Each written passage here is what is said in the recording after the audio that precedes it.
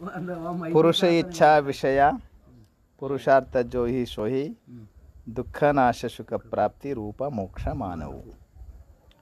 ಸದ್ಗುರುದೇವನ ಶ್ರೀಚರಣಗಳಲ್ಲಿ ನಮಸ್ಕಾರಗಳನ್ನು ಸಮರ್ಪಿಸಿ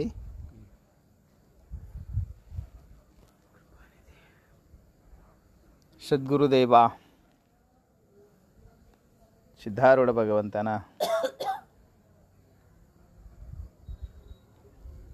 ಹಾಗೂ ಜಗತ್ತಿನ ಎಲ್ಲ ಮಹಾಪುರುಷರ ಶ್ರೀಚರಣಗಳಲ್ಲಿ ನಮಸ್ಕಾರಗಳನ್ನು ಸಮರ್ಪಿಸಿ ಮಹಾನ್ ಜ್ಞಾನಿಗಳಾದಂಥ ಪಂಡಿತ್ ಪೀತಾಂಬರಪ್ಪನವರನ್ನು ಮನವಾರೆ ಸ್ಮರಣೆ ಮಾಡಿಕೊಂಡು ಯಾವ ಈ ವಿಚಾರ ಚಂದ್ರೋದಯದ ಚಿಂತನೆಯಲ್ಲಿ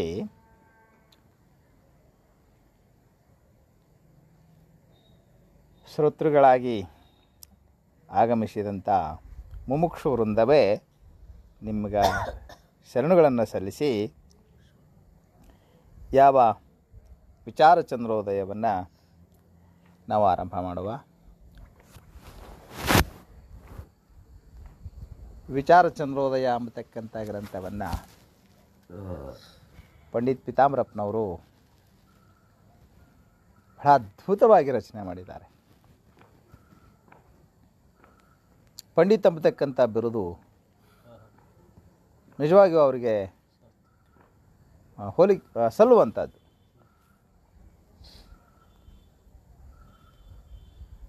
ಪಂಡಿತ ಅದು ಅದರೊಳಗೆ ವೇದಾಂತ ಪಂಡಿತ. ಯಾವುದ್ಯಾವುದೋ ಪಾಂಡಿತ್ಯ ಸಂಪಾದನೆ ಮಾಡಿರ್ಬೋದು, ವೇದಾಂತದ ಸಕಲ ಪ್ರಕ್ರಿಯೆಗಳ ಪಾಂಡಿತ್ಯ ಪಡೆಯುವುದರೊಂದಿಗೆ ಅದನ್ನು ತಿಳಿಸುವ ಶೈಲಿ ಐತಲ್ಲ, ಅದು ಅತ್ಯದ್ಭುತ. ಇದರ ಜೊತೆ ಹಲವಾರು ಗ್ರಂಥಗಳನ್ನು ಅವರು ರಚನೆ ಮಾಡಿದ್ದಾರೆ. ವೃತ್ತಿರತ್ನಾವಳಿ, ಪಂಚದಶಿಗೆ ಅದ್ಭುತವಾದಂಥ ವ್ಯಾಖ್ಯಾನ. ಪಂಚದಶಿಯನ್ನು ಓದಬೇಕು. ಯಾವುದು ಓದಬೇಕು, ಯಾವುದು ವೃತ್ತಿರತ್ನಾವಳಿಯವರು ಎಷ್ಟು ಸೊಗಸಾಗಿ ಬರೆದಿದ್ದಾರೆ. ಯಾವುದು ಬೇಡ ನಮಗೆ ಆತ್ಮಜ್ಞಾನಕ್ಕೆ ವಿಚಾರ ಚಂದ್ರೋದಯ ವಿಚಾರ ಸಾಗರ ಸಾಕು ನೋಡ್ರಿ. ಇದು ವೇದಾಂತದ ಕೈಪಿಡಿ ಇದ್ದಂಗೆ. ವೇದಾಂತದ ಯಾವ್ಯಾವ ಪ್ರಕ್ರಿಯೆಗಳು ಬರ್ತಾವೋ, ಅವಸ್ಥಾತ್ರಯ ವಿಚಾರ ಇರ್ಬೋದು, ಪಂಚಕೋಶ ವಿಚಾರ ಇರ್ಬೋದು, ಅಧ್ಯಾಸ ವಿಚಾರ ಇರ್ಬೋದು, ಇವೆಲ್ಲ ವೇದಾಂತದ ಪ್ರವೇಶಕ್ಕೆ ಇವು ತಿಳ್ಕೋಬೇಕಾದದ್ದು ಬಹುಮುಖ್ಯವಾಗಿರ್ತಕ್ಕಂಥದ್ದು. ಇವನ್ನೆಲ್ಲ ಬಹಳ ಸೊಗಸಾಗಿ ಈ 1ನೇ ಕ್ಲಾಸ್ ಓದು ಮಗುವಿಗೆ ಅಕ್ಷರ ಜ್ಞಾನ ಮಾಡಿಕೊಡುವಲ್ಲಿ ಹೆಂಗೆ ಪ್ರಯತ್ನ ನಡೆದಿರ್ತವಲ್ಲ, ಹಾಗೆ ವೇದಾಂತದಲ್ಲಿ ನಾವು ಈಗ ಸ್ಕೂಲು ಪ್ರವೇಶ ಆಗುವಂಥ ಮಕ್ಕಳಿದ್ದಂಗೆ ಅದೀವಿ ಅಂದ್ರೂ ಸಹಿತ ಅವರಿಗೆ ವೇದಾಂತದ ಸಕಲ ಪ್ರಕ್ರಿಯೆಗಳ ಜ್ಞಾನ ಯಾವ ರೀತಿ ಆಗಬೇಕು ಆ ರೀತಿಯಲ್ಲಿ ಮಗುವಿಗೆ ತಿಳಿಸುವಂಗೆ ತಿಳಿಸಿದ್ದಾರೆ. ಒಂದೇ ಮಾತಿನಲ್ಲಿ ಹೇಳ್ಬೇಕಂದ್ರೆ. ಮತ್ತು ಈ ಒಂದು ವಿಚಾರ ಚಂದ್ರೋದಯ ನಮ್ಮ ತಲೆ ಬಂತು ಅಂದರೆ ವೇದಾಂತದ ಸಕಲ ಪ್ರಕ್ರಿಯೆ ಜ್ಞಾನವು ನೀವು ಮುಂದೆ 10 ಹಲವಾರು ಯಾವ ಗ್ರಂಥ ಓದಿದ್ರೂ ಇದೇ ಇರ್ತದೆ. ಸ್ವಲ್ಪ ವಿಸ್ತರಿಸಿ ಹೇಳಿರ್ಬೋದು, ಆದರೆ ಎಲ್ಲ ನಮಗೆ ವೇದಾಂತದ ಪರಿಜ್ಞಾನ ಆಗ್ತದೆ. ಒಂಥರ ಬುನಾದಿ ಇದ್ದಂಗೆ ವೇದಾಂತವೆಂಬ ಮಹಾಭವನ ನಿರ್ಮಾಣವಾಗಲು, ಜ್ಞಾನದ ಭವನ ನಿರ್ಮಾಣವಾಗಲು ಒಂಥರ ಬುನಾದಿ ಇದ್ದಂಗೆ ಯಾವುದು ವಿಚಾರ ಚಂದ್ರೋದಯ ಎಂಬತಕ್ಕಂಥದ್ದು. ಪಂಚೀಕರಣ ವಿಚಾರ ಎಲ್ಲವೂ ಇದರಲ್ಲಿ ಭಾಳ ಸೊಗಸಾಗಿ ಹೇಳಿದ್ದಾರೆ. ಬೇಕಾಗಿಲ್ಲ, ಬರೀ ಒಂದು ಪಂಚೀಕರಣ ಅಲ್ಲ, ವೇದಾಂತದ ಎಲ್ಲ ಪ್ರಕ್ರಿಯೆ ಜ್ಞಾನವೂ ಇದ್ರಾಗ ಬಂದಿದೆ.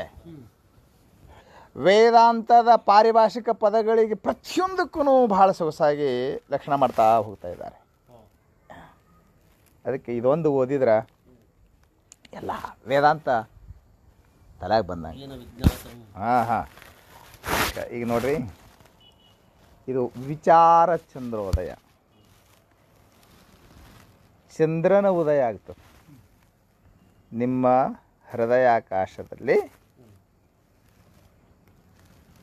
ಚಂದ್ರನ ಉದಯ. ಎಂಥ ಚಂದ್ರ! ಈ ನೋಡಿ ಚಂದ್ರ ಉದಯ ಆಗಿದ್ದಾನೆ, ಎಷ್ಟು ಆನಂದ, ಆಹ್ಲಾದಕರ.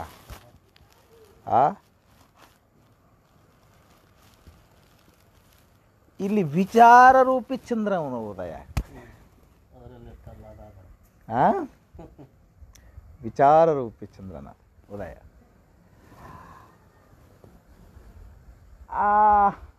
ಈ ಚಂದ್ರನ ಉದಯ ಆದಾಗ ತಾಪ ನಿವೃತ್ತಿ ಆಗ್ತದ, ಬೆಳಕು ಬೀಳ್ತದ, ಆಹ್ಲಾದಕರತ್ವ ಉಂಟಾಗ್ತದಲ್ಲ. ಹಾಗೆ ಇಲ್ಲಿ ಜ್ಞಾನರೂಪಿ ವಿಚಾರರೂಪಿ ಚಂದ್ರನ ಹೃದಯ ಉದಯ ಆದಾಗ ಅಜ್ಞಾನ ರೂಪಿ ಕತ್ತಲೆ ಹೊರಟು ಹೋಗ್ತದೆ, ಆನಂದರೂಪಿ ಆಹ್ಲಾದಕತ್ವ ಬರ್ತದೆ, ತಾಪ ನಿವೃತ್ತಿ ಆಗ್ತದೆ. ಇವೆಲ್ಲವೂ ವಿಚಾರಕ್ಕೂ ಚಂದ್ರನಿಗೂ ಸಾಮ್ಯತೆಗಳು ಉಂಟು. ಆದ್ದರಿಂದ ಯಾವ ವಿಚಾರಕ್ಕೆ ಚಂದ್ರನ ಉಪಮೆಯನ್ನು ಕೊಟ್ಟು ವಿಚಾರ ಚಂದ್ರೋದಯ ಅಂತ ಹೇಳಿದರು. ಚಂದ್ರನು ಹುಣ್ಣಿಮೆಯ ದಿನ ಪರಿಪೂರ್ಣನಾಗುತ್ತಾನೆ 16 ಕಲೆಗಳಿಂದ ಕೂಡಿಕೊಂಡು. ಹಾಗೂ ಈ ಗ್ರಂಥವು ಜ್ಞಾನರೂಪಿ ಚಂದ್ರ, ವಿಚಾರರೂಪಿ ಚಂದ್ರ. ಅದಕ್ಕೆ ಇಲ್ಲಿ 16 ಕಲೆಗಳನ್ನು ಹೇಳಿದ್ದಾರೆ.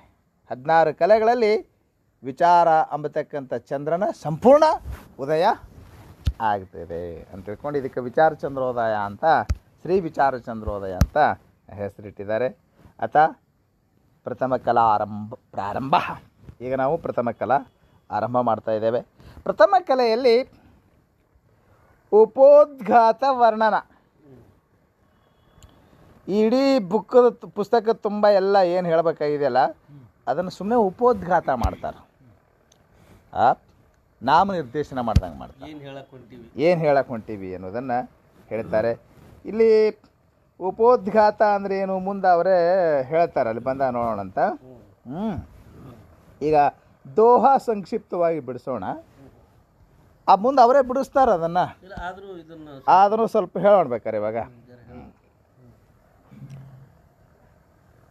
ಜೋಯಿ पुरुषार्थ विषय सोई पुरुषार्थ. जोई पुरुष इच्छा विषय सोई पुरुषार्थ. ನೋಡಿ, ಪುರುಷಾರ್ಥ ಅಂದರೆ ಏನು ಒಂದು ಸಣ್ಣ ಮಾತನ್ನ ಹೇಳಿಬಿಟ್ರು. ಪುರುಷಾರ್ಥ ಅಂದರೆ ಏನು? ಪುರುಷೇಣ ಅರ್ಥತೆ ಪ್ರಾರ್ಥಯತೆ ಇತಿ ಪುರುಷಾರ್ಥ ಅಂತ ನಾವು ವ್ಯುತ್ಪತ್ತಿ ಅರ್ಥವನ್ನು ಹೇಳ್ತೀವಿ. ಪುರುಷರು ಬಯಸುವಂಥದ್ದು. ಜೋಯಿ ಯಾವುದು? ಪುರುಷ ಇಚ್ಛಾ ವಿಷಯ, ಪುರುಷರ ಇಚ್ಛೆಗೆ ವಿಷಯವಾಗಿದೆಯೋ. ಮುಂದಲ್ಲಿ ಸರ್ವಪುರುಷನಕ್ಕೂ ಅಂತ ಬಳಸಿದಾರಲ್ಲಿ. ಸರ್ವಪುರುಷನಕ್ಕಿ ಇಚ್ಛಾಕ ಜೋ ವಿಷಯ ಸೋ ಪುರುಷಾರ್ಥ ಪುರುಷಾರ್ಥ ಅಂತ ಹೇಳ್ತಾ ಇದ್ದಾರಲ್ಲಿ. ಅಂದರೆ ಎಲ್ಲ ಪುರುಷರ ಇಚ್ಛೆಗೆ ವಿಷಯವಾದದ್ದು ಯಾವುದೋ ಅದುವೇ ಪುರುಷಾರ್ಥವಾಗಿದೆ. ನೋಡಿ, ಅನ್ವಯ ಅರ್ಥ ಹೊಂದಾಣಿಕೆ ಆಗ್ತಾ ಇದೆಯಾ? ಜೋಯಿ ಪುರುಷ ಇಚ್ಛಾ ವಿಷಯ ಸೋಯಿ ಪುರುಷಾರ್ಥ. ಸೋಯಿ ಅಂದ್ರೆ ಅದುವೇ. ಯಾವುದು ಪುರುಷರ ಇಚ್ಛೆಗೆ ವಿಷಯವಾಗಿದೆಯೋ ಸೋಯಿ ಅದುವೇ ಪುರುಷಾರ್ಥ. ಅದು ಯಾವುದು ಅದು ಅದುವೇ ಅನ್ನ. ಇನ್ನು ಮೋಕ್ಷ ಪುರುಷಾರ್ಥ ಆಯಿತು. ಮೋಕ್ಷ ಅಂತ ಎದಕ್ಕಂತೀರಿ ಅಂದರೆ ದುಃಖ ನಾಶ ಸುಖ ಪ್ರಾಪ್ತಿ ರೂಪ ಮೋಕ್ಷ ಮಾನವು. ಇದು ಇಲ್ಲೇನು ಅನ್ವಯ ಮಾಡೋ ಹರಕತ್ತಾನೆ ಇಲ್ಲ, ನೇರವಾದಂಥ ಅರ್ಥ ಇದೆ. ದುಃಖ ನಾಶ ಆಗಬೇಕು, ಸುಖ ಪ್ರಾಪ್ತಿಯಾಗಬೇಕು, ಅದನ್ನೇ ಮೋಕ್ಷವೆಂದು ಅಂಗೀಕರಿಸಲಾಗಿದೆ. ಮಾನವು ಅಂಗೀಕರಿಸಲಾಗಿದೆ. ದುಃಖ ನಾಶ ಸುಖ ಪ್ರಾಪ್ತಿಗೇನೆ ಮೋಕ್ಷವೆಂದು ಒಪ್ಪಿಕೊಳ್ಳಲಾಗಿದೆ, ಮನ್ನಿಸಲಾಗಿದೆ. ಹೇತು ತಾಕೋ ಬ್ರಹ್ಮಜ್ಞಾನ ಸೊ ಪರೋಕ್ಷ ಅಪರೋಕ್ಷ. ಓದಿದ್ರಾಗನೇ ಸ್ವಲ್ಪ ವ್ಯತ್ಯಾಸ ಮಾಡಿದ್ರೆ ಅರ್ಥ ಆಗ್ಬಿಡುತ್ತೆ ನಿಮಗೆ. ಏನಂತ? ತಾಕೋ ಹೇತು ಬ್ರಹ್ಮಜ್ಞಾನ. ತಾಕೋ ಅಂದ್ರ ಅದಕ್ಕೆಂದ್ರೆ ಯಾವುದಕ್ಕೆ ಆ ಮೋಕ್ಷ ಹಿಂದೆ ಹೇಳ್ಕೊಂಬಂದ್ರೆ ಈಗ ಅಲ್ಲ ಮೋಕ್ಷ ಲಕ್ಷಣ ಹೇಳಿದ್ರು ಒಂದಕ್ಕೊಂದು ಲಿಂಕ್ ಇರ್ತದೆ ಅದು. ಯಾಕೆ ನಿಮಗೆ ಸಿಕ್ಕಿಲ್ಲ ಅದು? ಹಾಂ ಆ ಮೋಕ್ಷ ಮೋಕ್ಷ ಅಂತ ಹೇಳಿದ್ರಲ್ಲ, ದುಃಖ ನಾಶ ಸುಖ ಪ್ರಾಪ್ತಿ ಅದುವೇ ಮೋಕ್ಷ ಎಂದು ಮನ್ನಿಸಲಾಗಿದೆ, ಅಂಗೀಕರಿಸಲಾಗಿದೆ. ತಾಕೋ ಹೇತು ಬ್ರಹ್ಮಜ್ಞಾನ. ಆ ಮೋಕ್ಷಕ್ಕೆ ಹೇತುವಾದದ್ದು ಕಾರಣವಾದದ್ದು ಯಾವುದೈತಿ? ಬ್ರಹ್ಮಜ್ಞಾನ ಐತಿ. ಅಂದರೆ ಬ್ರಹ್ಮಜ್ಞಾನದಿಂದಲೇ ಮೋಕ್ಷ. ಮೋಕ್ಷಕ್ಕೆ ಕಾರಣ ಅಂದರೆ ಮೋಕ್ಷ ಎದರಿಂದ ಆಗ್ತದೆ ಅಂದರೆ ಮೋಕ್ಷವು ಬ್ರಹ್ಮಜ್ಞಾನದಿಂದ ಆಗ್ತದೆ. ಪರೋಕ್ಷ ಅಪರೋಕ್ಷ ಅಂತ ಮೋಕ್ಷಕ್ಕೆ ಕಾರಣವಾದಂಥ ಯಾವ ಬ್ರಹ್ಮಜ್ಞಾನ ಐತಲ್ಲ ಅದು ಪರೋಕ್ಷ ಅಪರೋಕ್ಷ. ಪರೋಕ್ಷವೆಂದಲೂ ಅಪರೋಕ್ಷವೆಂದಲೂ ಬ್ರಹ್ಮಜ್ಞಾನವು ಎರಡು ರೀತಿಯಾಗಿದೆ. ತಾಮೇ ಅಪರೋಕ್ಷ ದೃಢ ಅದೃಢ ದೋಗಾನವು. ಮೊದಲು ಎರಡು ರೀತಿ ಮಾಡಿದ್ರೆ ಬ್ರಹ್ಮಜ್ಞಾನ ಪರೋಕ್ಷ ಅಪರೋಕ್ಷ ಅಂತ. ತಾಮೇ ಆ ಎರಡರಲ್ಲಿ ಅಂದರೆ ಆ ತಾಮೇ ಅಂದರೆ ಆ ಎರಡರಲ್ಲಿ ಪರೋಕ್ಷ ಅಪರೋಕ್ಷದಲ್ಲಿ. ಅಪರೋಕ್ಷ ಅಂತ ಏನೈತಿ ನೋಡು, ಅಪರೋಕ್ಷ ಅದು ದೃಢ ಅದೃಢ ದೋಗಾನವು. ಆ ಅಪರೋಕ್ಷ ಬ್ರಹ್ಮಜ್ಞಾನದಾಗ ಮತ್ತೆ ಎರಡು ರೀತಿ ಮಾಡಿದ್ದಾರೆ. ಒಂದು ದೃಢ, ಇನ್ನೊಂದು ಅದೃಢ. ದೋಗಾನವು ಎರಡು ರೀತಿ ಎಂದು ಹಾಡ್ಯಾರ ಅಂದ್ರೆ ಹೇಳ್ಯಾರ ಅಂತ ಅದಕ್ಕೆ ಅರ್ಥ. ಮೋಕ್ಷಕ್ಕೋ ಸಾಕ್ಷಾತ್ ಹೇತು ದೃಢ ಅಪರೋಕ್ಷ ಜ್ಞಾನ. ಮೋಕ್ಷಕ್ಕೆ ಸಾಕ್ಷಾತ್ ಹೇತುವಾದ ದೃಢನೂ ಹೇತು ಆಗ್ತದ. ದೃಢ ಹೋಗಿ ಅದೃಢ ಆಗೋದ್ರ ಮೂಲಕ ಅದು ಹೇತು ಆಗ್ತದ, ಕಾರಣ ಆಗ್ತದೆ. ಆದ್ರೆ ಇದು ದೃಢ ಮಾತ್ರ ಸಾಕ್ಷಾತ್ ಹೇತು, ನೇರವಾಗಿ ಕಾರಣವಾಗ್ತದೆ. ಮೋಕ್ಷಕ್ಕೆ ದೃಢ ಅಪರೋಕ್ಷ ಜ್ಞಾನ, ಮೋಕ್ಷಕ್ಕೂ ಸಾಕ್ಷಾತ್ ಹೇತು. ಅನ್ವಯ ಹೆಂಗೆ ಮಾಡ್ಕೋಬೇಕಲ್ಲಿ? ದೃಢ ಅಪರೋಕ್ಷ ಜ್ಞಾನ ಮೋಕ್ಷಕ್ಕೂ ಸಾಕ್ಷಾತ್ ಹೇತು. ದೃಢ ಅಪರೋಕ್ಷ ಬ್ರಹ್ಮಜ್ಞಾನ ಏನಾಗಿದೆ? ಮೋಕ್ಷಕ್ಕೆ ಸಾಕ್ಷಾತ್ ಹೇತುವಾಗಿದೆ. ಹೇತುತಾ ವಿಚಾರ ಜೀವ ಬ್ರಹ್ಮ ಜಗಜಾನವು. ಆ ದೃಢ ಅಪರೋಕ್ಷ ಬ್ರಹ್ಮಜ್ಞಾನ ಆಗಲಿಕ್ಕೆ ಏನು ಹೇತು ಇದೆಯಲ್ಲ, ಆ ದೃಢ ಅಪರೋಕ್ಷ ಬ್ರಹ್ಮಜ್ಞಾನಕ್ಕೆ ಯಾವುದು ಹೇತುವಾಗಿದೆ ಅಂತ ಕೇಳಿದ್ರೆ, ಹೇತು ತಾ ವಿಚಾರ ಜೀವ ಬ್ರಹ್ಮ ಜಗಜಾನವು. ಅದು ದೃಢ ಅಪರೋಕ್ಷ ಬ್ರಹ್ಮಜ್ಞಾನ ಆಗ್ಬೇಕಾಗಿತ್ತಂದ್ರೆ ಜೀವ ಬ್ರಹ್ಮ ಜಗತ್ತು ಈ ವಿಚಾರವೇ ಅದಕ್ಕೆ ಹೇತುವಾಗಿದೆ. ದೃಢ ಅಪರೋಕ್ಷ ಬ್ರಹ್ಮಜ್ಞಾನ ಆಗಲಿಕ್ಕೆ ಈ ಮೂರರ ವಿಚಾರವೇ ಏನಾಗಿದೆ? ಹೇತು, ಕಾರಣವಾಗಿದೆ. ಜಾನವು ಹಾಗೆಂದು ತಿಳಿಯಿರಿ. ಸ್ಪಷ್ಟತೆ ಆಯ್ತಾ?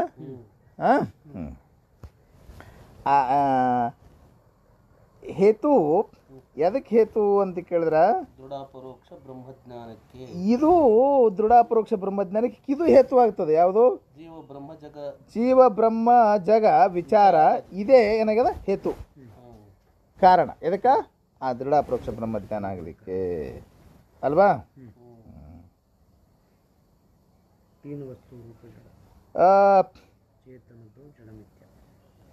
ತೀನ ವಸ್ತು ರೂಪ ಜಡ ಚೇತನ ದೋ ಜಡ ಮಿಥ್ಯಾ ಮಾಯಾ ಬ್ರಹ್ಮಚಿತ್ತ ಸೋಮೈ ಪೀತಾಂಬರ ಶಾನವು.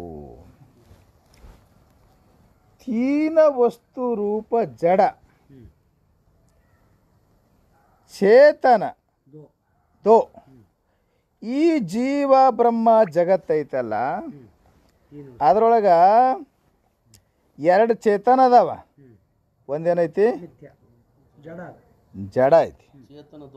ಆ ಚೇತನದೋ ತೀನ ವಸ್ತು ರೂಪ, ಮೂರು ವಸ್ತುಗಳದಾವಲ್ಲ, ಅದ್ರೊಳಗ ವಸ್ತು ರೂಪವಾದದ್ದು ಜಡ, ಚೇತನದೋ ಎರಡೇನದಾವ? ಚೇತನ ಅದಾವ. ಮೂರು ವಸ್ತುಗಳಲ್ಲಿ ಒಂದು ಜಡ ಅದ, ಎರಡು ಚೇತನ. ಇಷ್ಟೇ ಅದಕ್ಕೆ ಅರ್ಥ. ತೀನ ವಸ್ತು ರೂಪ ಮೂರು ವಸ್ತುಗಳಲ್ಲಿ ಏನದಾವ? ಒಂದು ಜಡ ಅದ, ಎರಡು ಚೇತನ ಅದಾವ.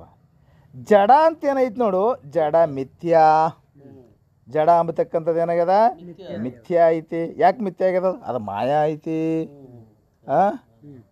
ಆದ್ದರಿಂದ ಅದೇನಾಗ್ಯದ ಮಿಥ್ಯಾ ಐತಿ. ಬ್ರಹ್ಮ ಹೆಂಗೈತ್ರಿ? ಚಿತ್.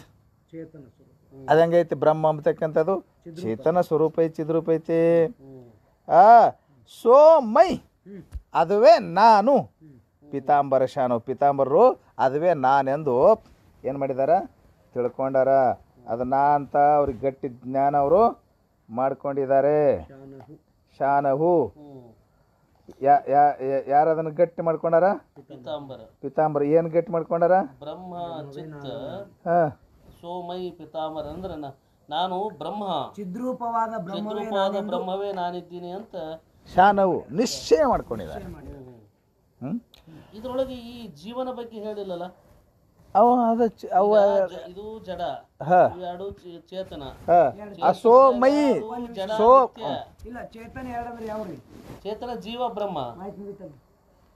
ಚೇತನ ಜೀವ ಬ್ರಹ್ಮ ಆಯ್ತ್ರಿ. ಈಗ ಜಡ ಜಗತ್ತಾಯ್ತು, ಇವೆರಡು ಚೇತನ. ಅದು ಈ ಚೇತನದಾಗ ಸೋಮೈ ಬ್ರಹ್ಮ ಚಿತ್ತು ಸೋಮೈ ಅದುವೇ ನಾನು. ಇಲ್ಲಿ ಮೈ ಅನ್ನೋವನೇ ಜೀವ. ಸೋಮೈ ಹತ್ತು ತಲೆಗೆ ಹತ್ತು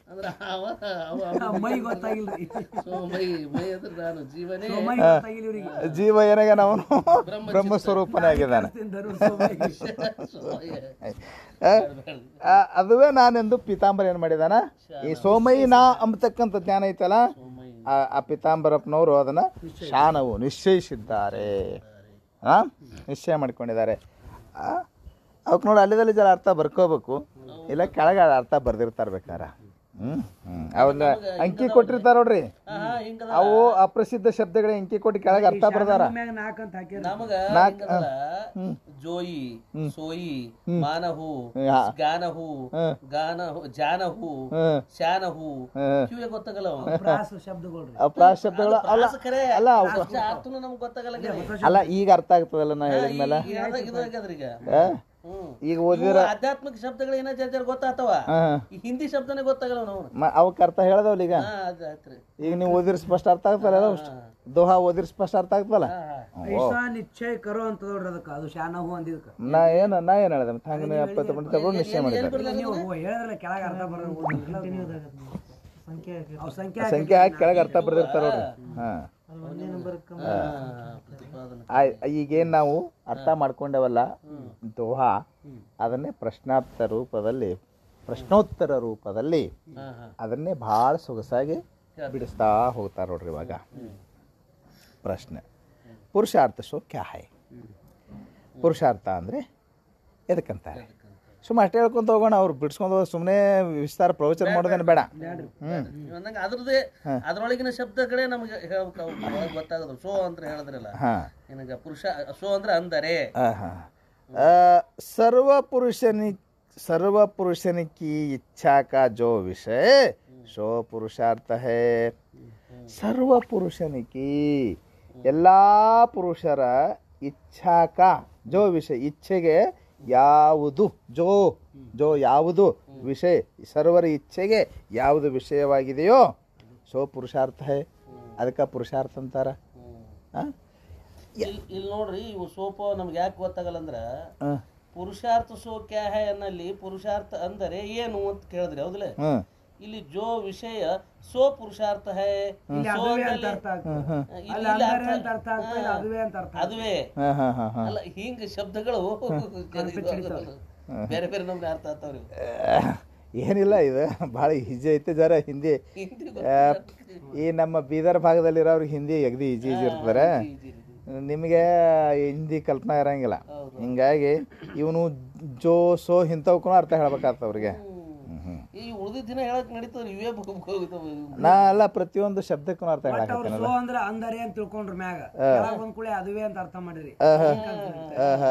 ಸೋ ಅಂದ್ರೆ ಅಂದರೆ ಅಂತ ಅರ್ಥ ಅಲ್ಲ, ಸೋ ಅಂದ್ರೆ ಅಲ್ಲಿನೂ ಅದುವೇ. ಸೋ ಅದು ಸೋ ಕ್ಯಾ ಹೈ, ಪುರುಷಾರ್ಥ ಅಂದ್ರೆ ಏನು? ಪುರುಷಾರ್ಥ ಸೋ ಕ್ಯಾ ಹೈ, ಪುರುಷಾರ್ಥ ಅದು ಏನಾಗಿದೆ? ಪುರುಷಾರ್ಥ ಅದು ಏನು ಅದು ಏನು ಅಂತ ಕೇಳ್ದಂಗ ಅದುವೇ ಅಂದಂಗ सर्व पुरुषन को इच्छा का ಸರ್ವ ಪುರುಷನಿಗೆ ಇಚ್ಛಾ ಕಾ ಜೋ ವಿಷಯ ಸೋ ಪುರುಷಾರ್ಥ ಹೈ. ಎಲ್ಲ ಪುರುಷರ ಇಚ್ಛೆಗೆ ಯಾವುದು ವಿಷಯವಾಗಿದೆಯೋ ಸೋ ಪುರುಷಾರ್ಥ ಹೈ, ಅದು ಪುರುಷಾರ್ಥವಾಗಿದೆ. ಎಲ್ಲ ಪುರುಷರ ಇಚ್ಛೆಗೆ ವಿಷಯವಾಗಿದ್ದು ಅಂದ್ರೆ ಹಾ ಹಾ ವಿಷಯ ವಿಷಯ ಸರ್ವ ಪುರುಷ ಅಂದ್ರೆ ಎಲ್ಲ ಈ ಪುರುಷರು ಎಲ್ಲ ಜೀವರುಗಳು ಯಾವುದನ್ನು ಬಯಸ್ತಾರ? ವಿಷಯ ಅಂದ್ರೆ ಇಲ್ಲಿ ಬಯಸು. ಹಾ ಹಾ ಇಲ್ಲಿ ನೋಡಿ. ಇಚ್ಛಾಕ ವಿಷಯ ಅಂತಂದ್ರೆ ಬಯಸು ಅಂತ್ರಿ ಇಚ್ಛಾ ಅಂದ್ರೆ ವಿಷಯ ಇಚ್ಛೆಗೆ ಯಾವುದು ವಿಷಯವೋ ಎಲ್ಲರಿಗೂ ಯಾವುದನ್ನ ಕುರಿತು ಸುಖ ಅದ. ಯಾವುದನ್ನ ಕುರಿತು ಬಯಸ್ತಾರೆ, ಯಾವುದನ್ನ ಕುರಿತು ಬಯಸ್ತಾರೆ ಅಂತಂತಂದ್ರೆ ಅಲ್ಲಿ ಹೇಳ್ತಾ ಹೋಗ್ತಾ ಇದ್ದಾರೆ. ಎಲ್ಲರೂ ಬಯಸೋದು ಇದನ್ನೇಪ್ಪ ಪುರುಷಾರ್ಥ. ಪುರುಷಾರ್ಥ. ಎಲ್ಲರೂ ಬಯಸೋದು ಏನು ಗೊತ್ತೇನ್ರಿ? ಧರ್ಮ ಅರ್ಥ ಕಾಮ ಮೋಕ್ಷ, ಅವು ಪುರುಷಾರ್ಥಗಳು.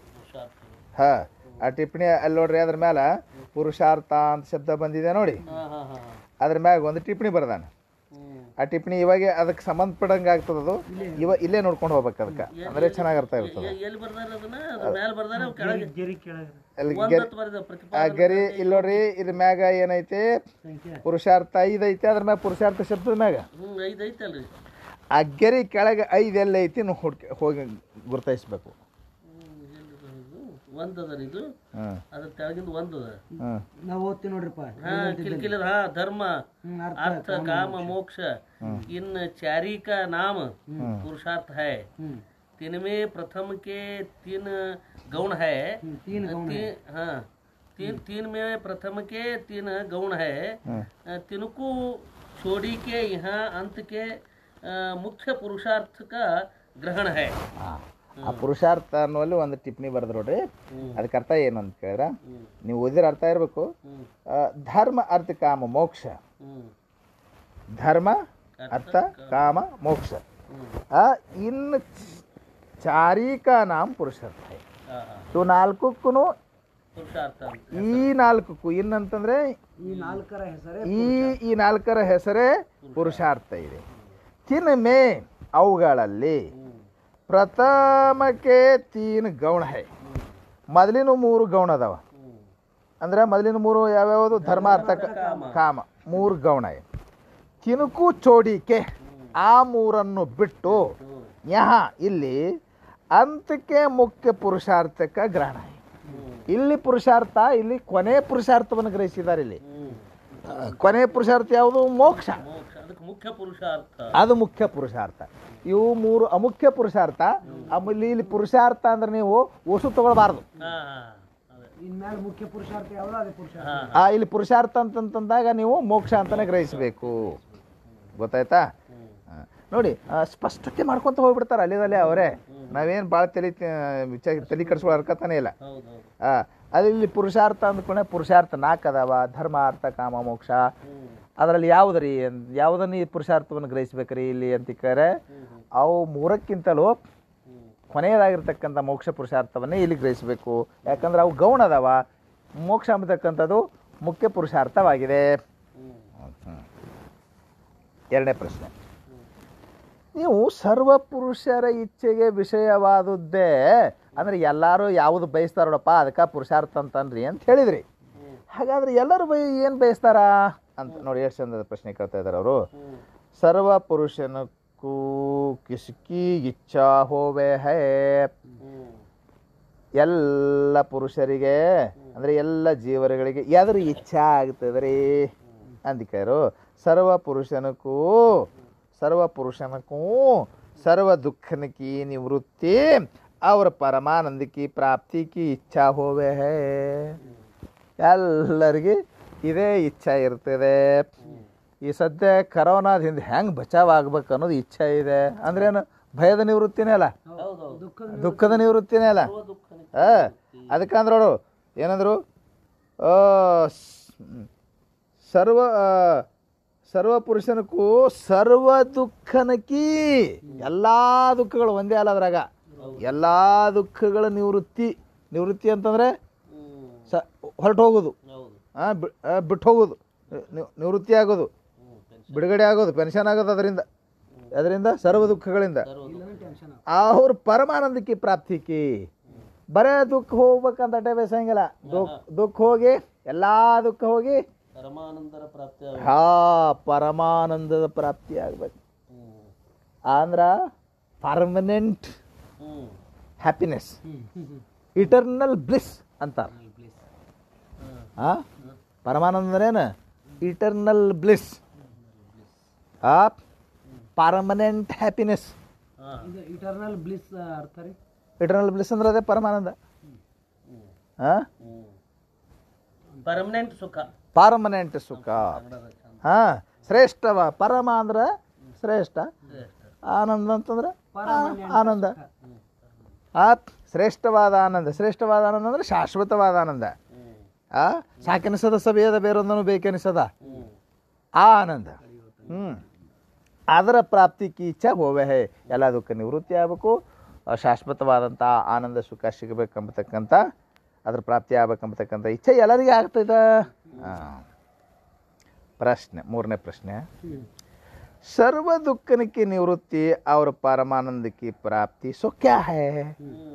ಈ ಸರ್ವ ದುಃಖದ ನಿವೃತ್ತಿ, ಪರಮಾನಂದ ಪ್ರಾಪ್ತಿ ಅದು ಏನಾಗಿದೆ ರೀ? ಅದರ ಸ್ವರೂಪ ಏನು ಅಂದರೆ, ಸರ್ವ ದುಃಖನಕ್ಕೆ ನಿವೃತ್ತಿ और परमानंद की प्राप्ति यह ಮೋಕ್ಷ ಕಾ ಸ್ವರೂಪ है. ಇಲ್ಲಿ ನೋಡ್ರಿ, ನನಗೆ ವಿಚಾರ ಚಂದ್ರೋದಯ ಯಾಕೆ ಅಷ್ಟು ಹಿಡಿಸ್ತದೆ ಅಂತ ಕೇಳಿದ್ರೆ, ನೋಡಿಲಿ ಟಿಪ್ಪಣಿ ಬರೀತಾರಲ್ಲ, ಅದು ಭಾಳ ಮಹತ್ವದ್ದು. ಸರ್ವ ದುಃಖನಿಕಿ ಅಂದಾಗ 6ನೇ ಟಿಪ್ಪಣಿ ಬರ್ದಾರ, ಅದ್ರ ಸ್ಪಷ್ಟಾರ್ಥ ಕೊಡ್ತಾರ. ಸರ್ವ ದುಃಖನಿಕಿ ಅಂದಾಗಿ ಅದಕ್ಕೆ ಅರ್ಥ ಏನು, ಸ್ಪಷ್ಟಾರ್ಥ ಏನು ಅಂತ ಕೇಳಿದ್ರೆ, ಅಜ್ಞಾನ ಸಹಿತ ಜನನ ಮರಣಾದಿಕ ದುಃಖ ಕೈಯೇ ಹೇ. ಇಲ್ಲಿ ದುಃಖ ಸರ್ವ ದುಃಖ ಅಂದರೆ, ಸರ್ವ ದುಃಖ ಅಂದ ಕೂಡ ಸಾಲಗಾರ ಬಂದು ಬೇಯ್ದು ದುಃಖ, ಹೆಂಡತಿ ಬೇಯ್ದು ದುಃಖ, ಅವೆಲ್ಲ ದುಃಖಗಳೆಲ್ಲ ಹಿಂಗೆಲ್ಲ ನಾವು ಅರ್ಥ ಮಾಡ್ಬೋದನ? ಅಲ್ಲ, ಅದಕ್ಕೆ ಸರ್ವ ದುಃಖ ಅಂದರೆ ಏನು? ದುಃಖ ಅನ್ನೋದಕ್ಕೆ ಅವರು ವ್ಯಾಖ್ಯಾನ ಮಾಡ್ತಾ ಇದ್ದಾರೆ, ಅಜ್ಞಾನ ಸಹಿತ ಜನನ ಮರಣಾದಿಕ ದುಃಖ ಕೈಯೇ. ನೋಡ್ರಿ, ಪ್ರತಿಯೊಂದಕ್ಕೂ ಲಕ್ಷಣ ಬರೀತಾರ. ದುಃಖ ಅಂತ ಅದಕ್ಕೆ ಅನ್ನಬೇಕು,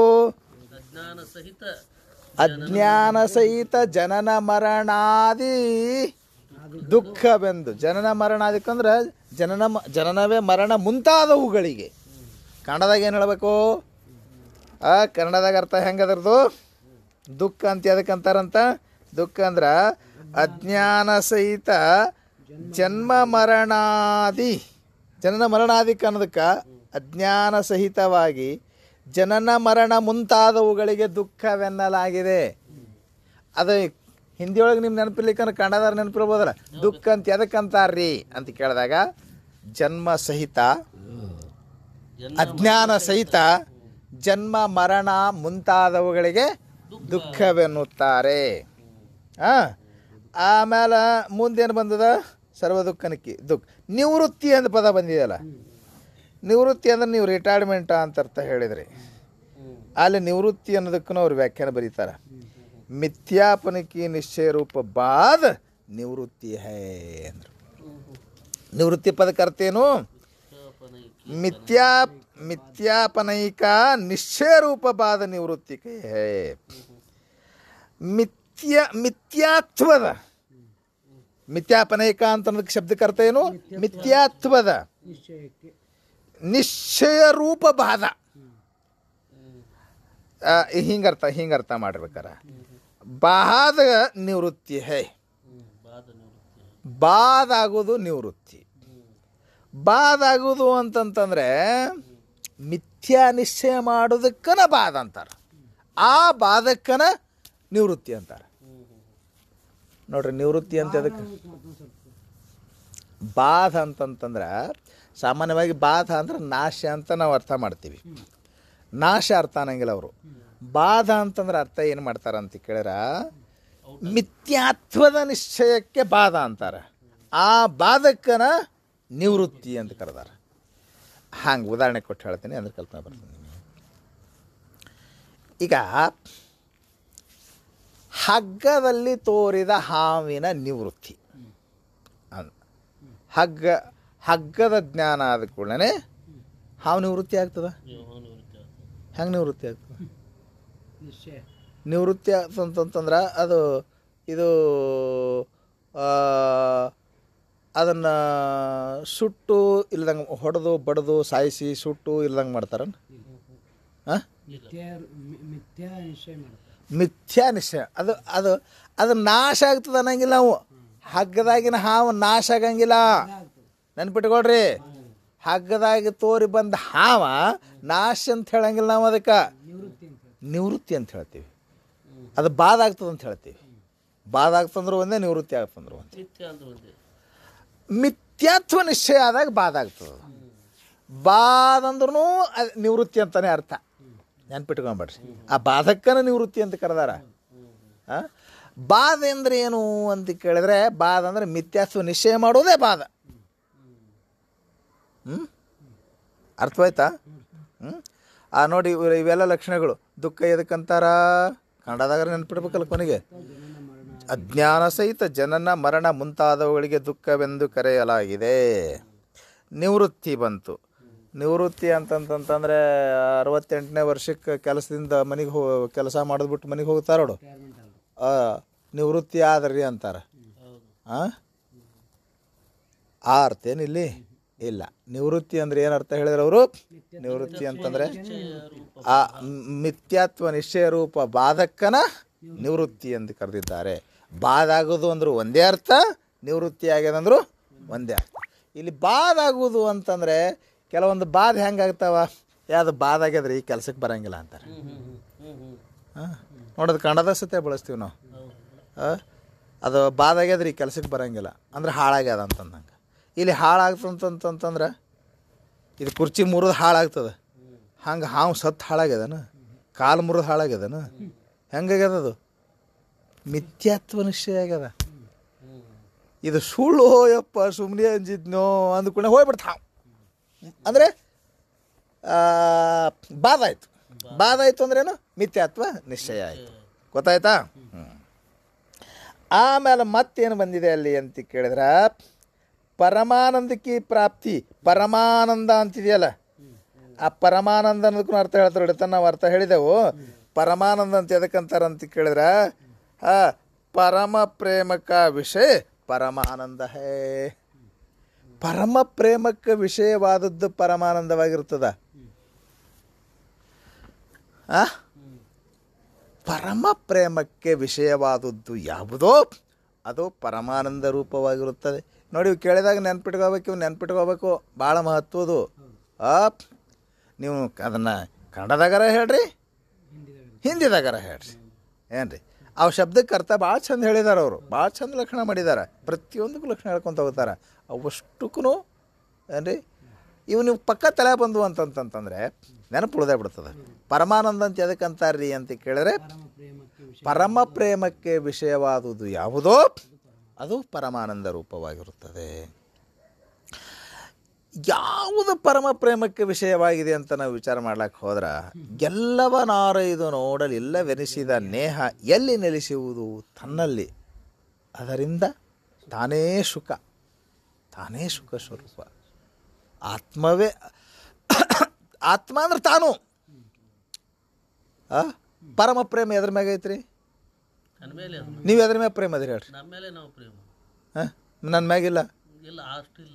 ನನ್ನ ನಮ್ಮ ಅಪ್ಪಗಳು ಅದನ್ನೇ ಹೇಳೋರು. ನನ್ನ ಮ್ಯಾಗಿದ್ದು ಅಷ್ಟೇ, ಅದ್ರ ಮ್ಯಾಗೂ ಪ್ರೇಮ ಇಲ್ಲ.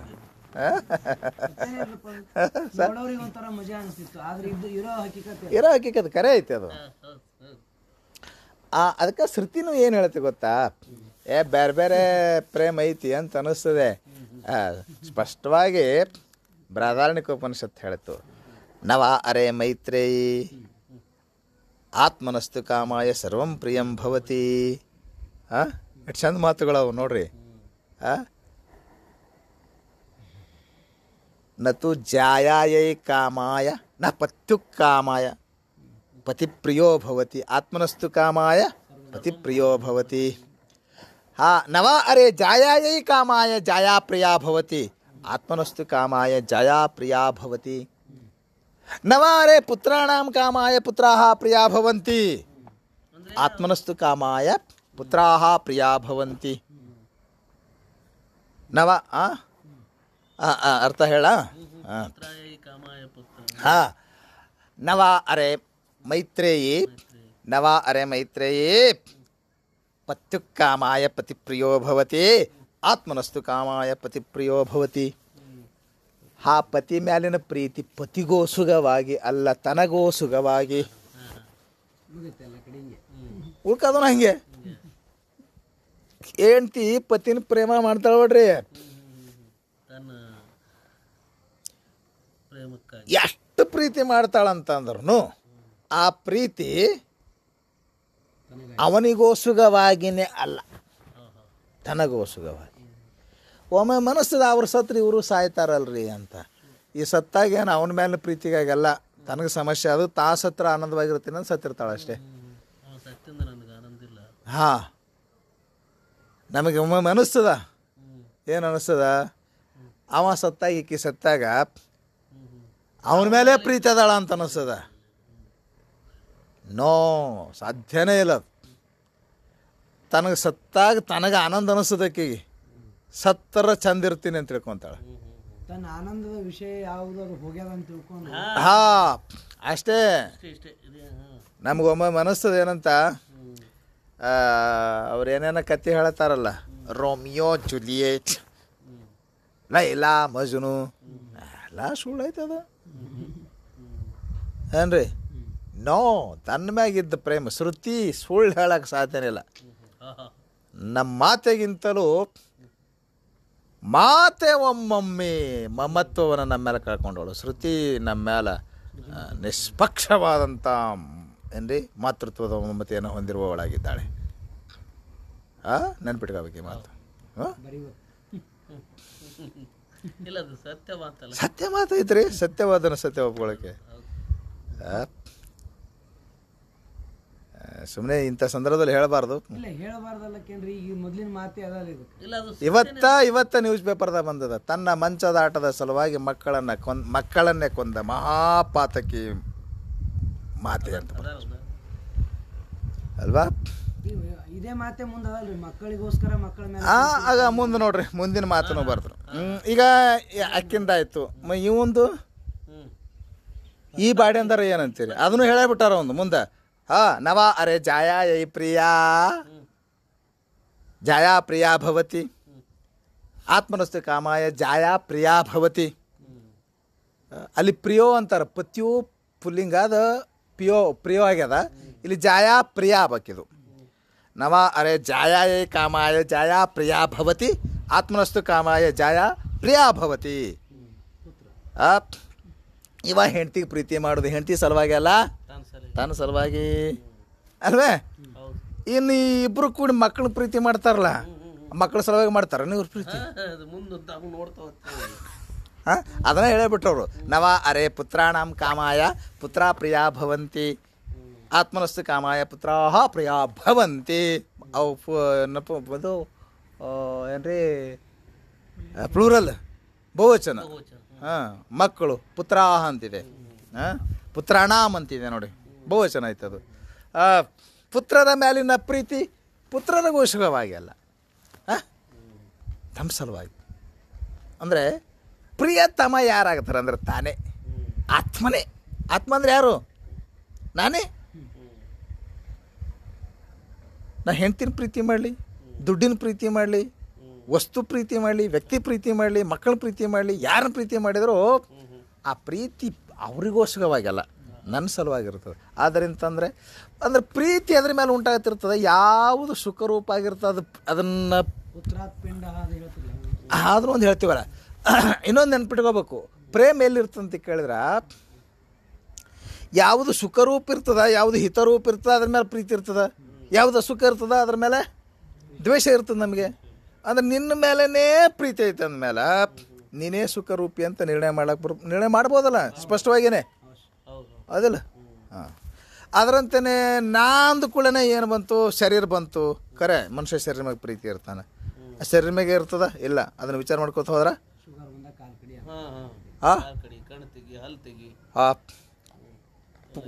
ಪಿಂಡಾತ್ ಪುತ್ರಾತ್ ಪಿಂಡ ಪ್ರಿಯ ಮಗನ ಮ್ಯಾಗ ಪ್ರೀತಿ ಅಂತಾರೆ, ಮಗನಕ್ಕಿಂತಲೂ ಶರೀರದ ಮ್ಯಾಗ ಬರ್ತದೆ. ಪಿಂಡ ತತೇಂದ್ರಿಯ, ಶರೀರದಲ್ಲಿ ಶರೀರಕ್ಕಿಂತಲೂ ಇಂದ್ರಿಯಗಳ ಮ್ಯಾಗ ಪ್ರೀತಿ ಇರ್ತಾನೆ ಮನುಷ್ಯ. ಯಾಕೆ ನೋಡ್ರಿ, ಹೊಡ್ಲಾಕ್ ಬಂದಾಗ ಇಂದ್ರಿಯಗಳನ್ನು ಜೋಪಾನ ಮಾಡ್ಕೊತಾನ. ಇಂದ್ರಿಯಾತ್ ಪ್ರಾಣಪ್ರಿಯ. ನೋಡ್ರಿ, ಪ್ರಾಣ ಹೋಗೋ ಪ್ರಸಂಗ ಬಂದಾಗ ಕೈ ಕಡಿದ್ರೆ ನೀನು ಪ್ರಾಣ ಉಳಿತದಂದ್ರೆ ಕಡಿಯೋ ಮರ ಇರ್ತಾರ. ಗ್ಯಾಂಗ್ರೀನ್ ಆದಾಗ ಕಾಲು ಕಡಿದ್ರೆ ಉಳಿತದಿ, ಕಡೀರಿ. ಇಂದ್ರಿಯಕ್ಕಿಂತಲೂ ಪ್ರಾಣದ ಪ್ರಿಯ ಬಂತ. ಪ್ರಾಣದಾತ್ಮ ಪರಮ ಪ್ರಿಯ. ಒಮ್ಮೆ ಆತ್ಮನ ಸಲುವಾಗಿ ಪ್ರಾಣನೂ ಬಿಡ್ತಾನೆ ನೋಡ್ರಿ, ಸತ್ರ ಆನಂದವಾಗಿರ್ತೀನಿ ಅಂತಾನಲ್ಲ. ಅಂದರೆ ಪರಮ ಪ್ರಿಯ ಎಲ್ಲಿ ಬಂತು? ಆತ್ಮನಲ್ಲಿ. ಇದು ಪ್ರವಚನಾಲಕತ್ತು, ಇದು ಪಾಠ ಶೈಲಿ ಅಲ್ಲಿಲ್ಲ. ಏನಾಯ್ತು ರೀ, ಆ ಪರಮಾನಂದಕ್ಕೆ ಏನು ಲಕ್ಷಣ ಬರೆದ್ರು? ಪರಮ ಪ್ರೇಮಕ ವಿಷಯ ಪರಮಾನಂದ ಹೈ. ನೋಡ, ಅಟಕನ ಭಾಳ ವ್ಯಾಖ್ಯಾನ ಆಯ್ತು ಇದು. ಈಗ ಮುಂದೆ ಅಲ್ಲೊಂದು ಪ್ರಾಪ್ತಿ ಅಂತ ಬಂದದ.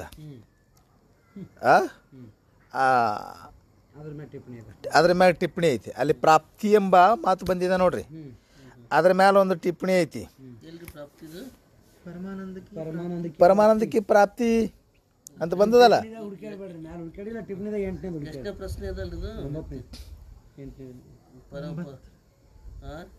9ನೇದು ಐತಿ ನೋಡ್ರಿ.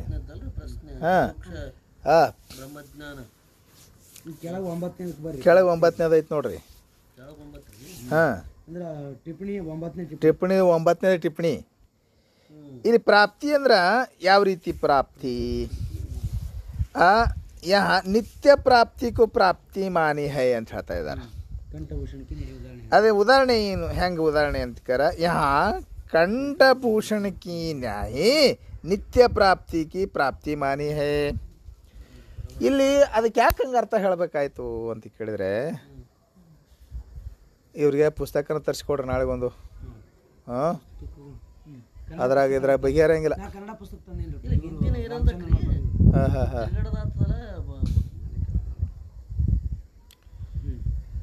ನೀವು ಪುಸ್ತಕ ತೊಗೊಂಬರ್ಬೇಕಾಯ್ತು ಸುಮ್ಮನೆ ಇರ್ಲಿಕ್ಕಂತಂದ್ರೆ. ಅಲ್ಲ, ಹಿಂದಿ ಇತರನೇ ಪ್ರಾಪ್ತಿಗೆ ಪ್ರಾಪ್ತಿ. ಇದು ಅಲ್ಲಿಗೆ ಹೋಗಿ ಮತ್ತೆ ಹೊಳ್ಳಿ ಇಲ್ಲಿ ಬರ್ತೀವಲ್ರಿ, ಬರದ್ರೆ ಕಳ್ಕೊಂಡ್ಬಿಡತ್ತಾವ.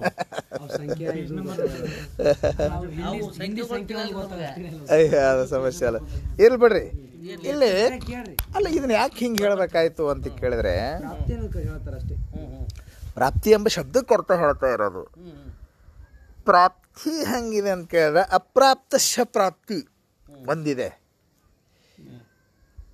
ಈಗ ನಿಮಗೆ ಇದಕ್ಕೆ ಕೊಟ್ಟೆ, ಇದು ನಿಮಗೆ ಪ್ರಾಪ್ತಿ ಆಯಿತು. ನಿಮ್ಮಲ್ಲಿ ಇದು ಇರಲಿಲ್ಲ, ಇದು ನೀವು ಬಂತು, ಅದಲ್ಲ. ಹಾಂಗೆ ಮೋಕ್ಷ ಇಲ್ಲದ್ದು ನಿಮಗೆ ಈಗ ದೊರೆಯಿತು ಅಂತ ಆದರೆ ಅದು ಅನಿತ್ಯ ಆಗ್ಬೇಕಾಗ್ತದೆ. ಅದಕ್ಕೆ ಏನು ಹೇಳಕತ್ತಾರ ಅವರು, ಯಾಕೆ ಹಿಂಗೆ ಹೇಳಕತ್ತಾರ ಅನ್ನೋದನ್ನು ತಲೆ ತೊಗೋಬೇಕಲ್ಲ. ಯಾಕೆ ಹಿಂಗೆ ಹೇಳಕತ್ತಾರ ಅಂತ ಕೇಳಿದ್ರೆ, ಇಲ್ಲದ್ದು ದೊರಕೆ ಅದಂದ್ರೆ ಅದು ಅನಿತ್ಯ ಇರ್ತದೆ. ಯಾವಾಗಲೂ ಇರುವುದಾಗಿರ್ಬೇಕದು. ಯಾವಾಗಲೂ ಇರೋದಾದರೆ ಅದು ನಿತ್ಯವಾಗಿರ್ತದೆ. ನಿಮ್ಗೆ ಹತ್ರ ಇರಲಿಲ್ಲ, ಈಗ ದೊರೀತು ಅಂತಂದ್ರೆ ಅದು ಏನಾಯ್ತು? ಒಮ್ಮೆ ಇದ್ದಿದ್ದಿಲ್ಲ ಮತ್ತು ನಿತ್ಯ ಪ್ರಾಪ್ತಿ. ಅದಕ್ಕೆ ಇಲ್ಲಿ ಏನಂದ್ರೆ ಅವರು ನಿತ್ಯ ಪ್ರಾಪ್ತಿ ಅಂದ್ರೆ ಯಾವಾಗಲೂ ಪ್ರಾಪ್ತವಾಗಿರುವಂಥದ್ದೇ. ಪ್ರಾಪ್ತವಾಗಿರುವಂಥದ್ದನ್ನು ಮತ್ತೇನು ಪ್ರಾಪ್ತಿ ಮಾಡೋದಿರ್ತದ್ರಿ, ಅದೇ ಮಜಾ ಇರೋದಪ್ಪ. ಇಲ್ಲಿ ಕಂಠಭೂಷಣಕ್ಕೆ ನ್ಯಾಯ ಅಂದ್ರೆ, ಕಂಠಭೂಷಣಕ್ಕೆ ನ್ಯಾಯ ಅಂದ್ರೆ ಕತೆ ಹೇಳ್ಬೇಕೀಗ. ಅದು ಕತೆ ಯಾರು ಗೊತ್ತಲ್ಲ, ಕತೆ ಹೇಳ್ಬೇಕಾ? ಆ ಕಂಠಭೂಷಣಕ್ಕೆ ನ್ಯಾಯ ಅಂತಂತಂದ್ರೆ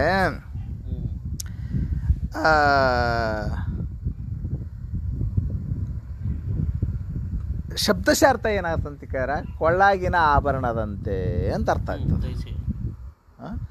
ಕೊಳ್ಳಾಗಿನ ಆಭರಣ ಮರ್ತಾಳ. ಈಗ ಉದಾಹರಣೆಗೆ ಏನಾಗಿತ್ತು ಅಂತ ಕೇಳ, ಒಮ್ಮೆ ಹಿಂಗೆ ಹೇಳಮಂಗಾರ, ಏನು ಸ್ವಲ್ಪ ವಿಸ್ತಾರವಾಗಿ ಹೇಳಮ್ಮ. ಆ ಹೆಣ್ಮಗಳು ಏನು ಮಾಡಿದಾಳೆ, ಎರ್ಕೊಳ್ಳೋ ಹೊತ್ತಿನಾಗ ಮೂಗಿನ ಅನ್ನ ತೆಗೆದು ತಾಳಿ ಕಟ್ಕೊಂಡಾಳ. ಗಂಟಕ್ಕೆ ಇಡ್ತಾರೆ ತಾಳ್ಯಾಗ. ಅದನ್ನು ಮರ್ತು ಬಿಟ್ಟಾಳ. ಮರ್ತು ಆಭರಣ ನತ್ತು ಹೋಯ್ತು ಅಂತ ತಿಳ್ಕೊಂಡು ಎಕಡೆ ಎಲ್ಲಿ ಕಳೀತು, ಎಲ್ಲಿ ಬಿತ್ತು, ಮುಗಿನಂದು. ಆಕಿನ ಮುಗಿನಂದೇ ಬಿದ್ದದು, ಮತ್ತೇನು ಮಂದಿ ಮುಗಿನಂದಿಲ್ಲ. ಬಿದ್ದದಾಗ ಗೊತ್ತಾಗಿಲ್ಲ, ಕಳೆದು ಹೋಗ್ಬಿಟ್ಟದ, ಯಾಕಡೆ ಬಿದ್ದು ಹೋಯ್ತು ಅಂಥೇಳಿ ತಾನೇ ಇಟ್ಟಾಳ. ತಾನೇ ಇಟ್ಟಾಳ, ಮರ್ತಾಳ. ಎಲ್ಲ ಹುಡುಕಾಳದನ, ಇಲ್ಲಿ ಹೋಯ್ತು, ಈ ಗುದ್ನ್ಯಾಗ ಹೋಯ್ತು, ಮನಿನೇ ಎಲ್ಲ ಹಡ್ಡಿದ್ಲು. ಎಲ್ಲ ಕಡೆ ಹುಡುಕಾಳಿದೆ, ಎಲ್ಲಿ ಸಿಗಲಿಲ್ಲ. ಅವಾಗ ಏನು ಮಾಡ್ಬೇಕು? ಆ ಊರಾಗ ಒಬ್ಬ ದೇವರ ಹೇಳಮಿದ್ದ ಇರ್ತಾರಲ್ಲ, ದೇವರ ಹೇಳೋರ ಹತ್ರ ಹಾಲು, ಯಪ್ಪ ಮುತ್ಯ ನಂದು ಮೂಗ್ಬಟ್ಟು ಕಳೆದದು, ಯಪ್ಪ ಇನ್ನ ಗಂಡ ಮನೆಗೆ ಬಂದಿಲ್ಲ, ಕಳೆದದ ಅಂತಂದ್ರೆ ಬಿಡ್ತಾನವ. ಹ್ಯಾಂಗೆ ಮಾಡಲಿ, ಎಲ್ಲಿ ಕಳೀತು, ಯಾರು ಇದ್ರು ಜರ ನೋಡಂದ ಕೂಡಲೇ ಅವ ನೋಡ್ತಾನ, ಈಕಿ ಕಾಣಂಗಿಲ್ಲ ಕೊಳಾಗಿದ್ದದು. ಅವನಿಗೆ ಎದುರಿಗಿದ್ದ ಅವ್ನಿಗೆ ಕಾಣೋದಿಲ್ಲ. ಅವ ನೋಡ್ದಾಗ ಕೊಳಾಗ ಐತಿ ಅಂದ್ರೆ ಅವ್ನು ದಕ್ಷಿಣ ಹೆಂಗೆ ಸಿಗ್ತದ? ಯವ್ವ ಸಿಗ್ತದ.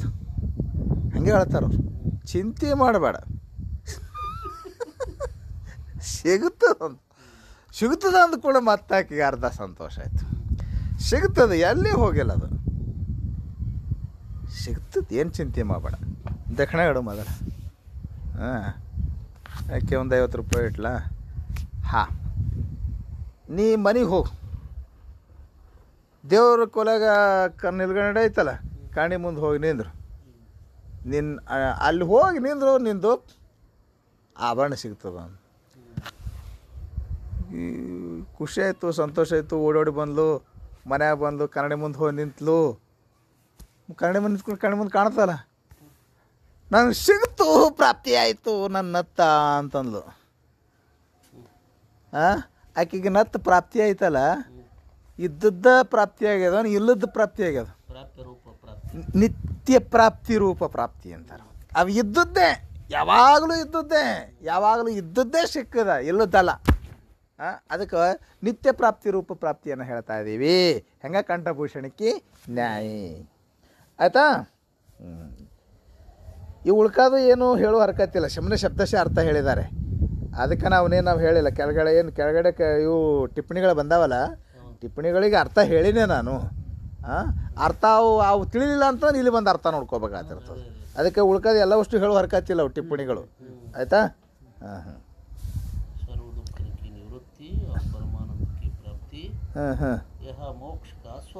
ಸ್ವರೂಪ ಹೇ. ಈಗ ಅಲ್ಲಿ ಪ್ರತಿಪಾದ ಇದು ಒಂದು ಬಂದಿದೆಲ್ಲ, ಅದೊಂದು ಒಂದೇದೊಂದು ಹೇಳ್ಬೇಕಾರೆ ಅದೇನು ಗೊತ್ತಿರ್ತಲ್ಲ. ಉಪೋದ್ಘಾತ ಅಂತ ಶಬ್ದ ಬಂದಿದೆ ನೋಡಿ. ಏನ್ರಿ ಮೊದಲೇ ಉಪೋದ್ಘಾತ ಅಂತ, ಉಪೋದ್ಘಾತ ವರ್ಣನಂ ಅಂತಿದೆಯಲ್ಲ, ಅದ್ರದ್ದೊಂದು ಟಿಪ್ಪಣಿ ಅದು ಮೊದಲೇ ಹೇಳ್ಕೋಬೇಕು. ಒಂದೇ ಟಿಪ್ಪಣಿನೇ ಒಂದು ಹೇಳಿಲ್ಲನ. ಆ ಉಪೋದ್ಘಾತ ಪದಕ್ಕೆ ಅರ್ಥ ಏನು? ಉಪೋದ್ಘಾತ ಪದಕ್ಕೆ ಅರ್ಥ ಆದಷ್ಟು ಹೇಳಿಬಿಡ ಇಲ್ಲಿ. ಪ್ರತಿಪಾದನೆ ಕರ್ನೆ ಯೋಗ್ಯ ಅರ್ಥಕ್ಕೂ ಸಿಗುತ್ತಾನದು. ಒಂದೇದ ಟಿಪ್ಪಣಿ ಐತೆ ನೋಡೋದು. ಸಿಕ್ಕದ? ಅದು ಬೇಡ.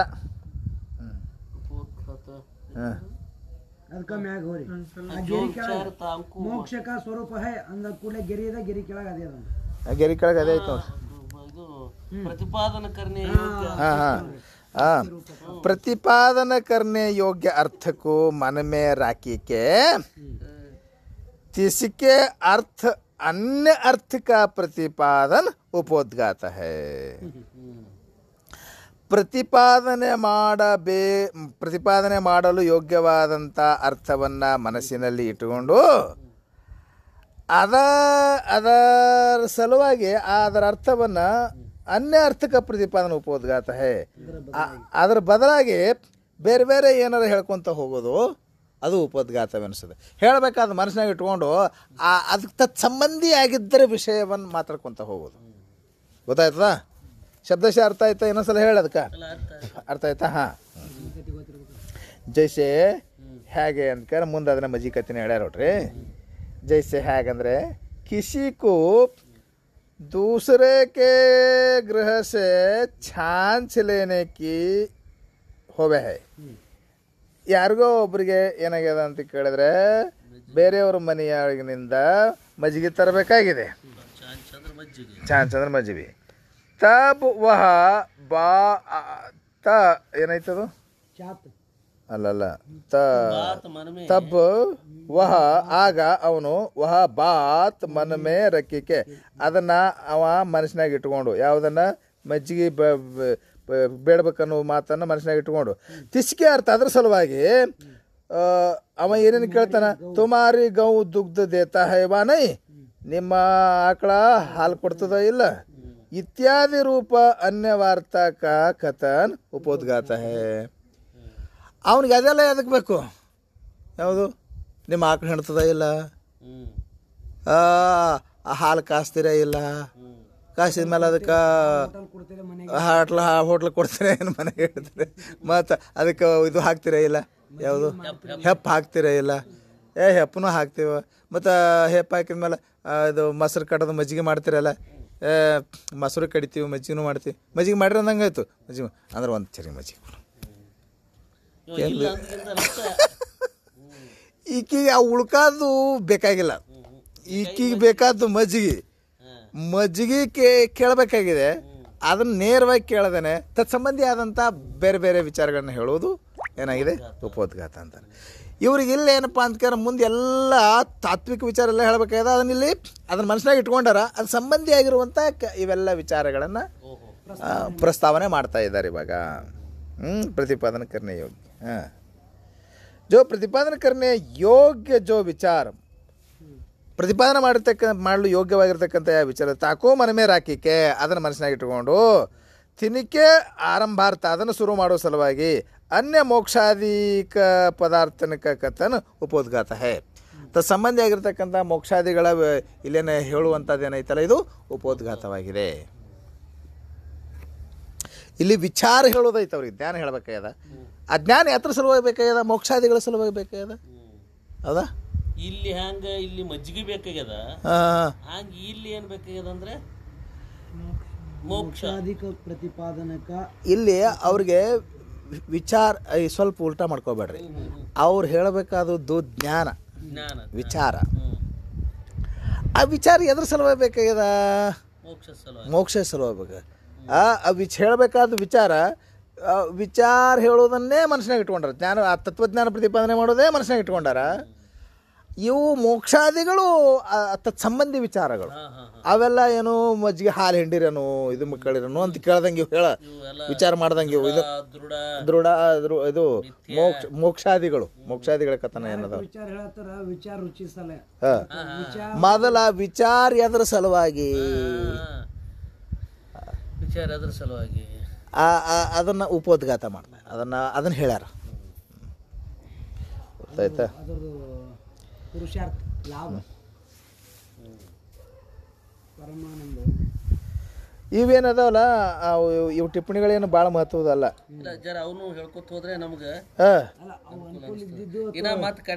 ಕೋಹಿ ರಾಯ್ ಕೆ ಧ್ರುವ ಪದ ಮೇ ಗಾಯ ಜಾವೆ ಹೈ.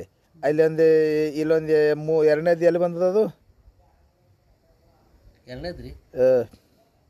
ಅಲ್ಲಿ ಮನಹರ ಚಂದ ಐತಲ್ಲ, ಆ ಮನಹರ ಚಂದ ಅನ್ನೋದಕ್ಕೆ ಅರ್ಥ ಹೇಳ್ಯಾರ ಅಷ್ಟೇ.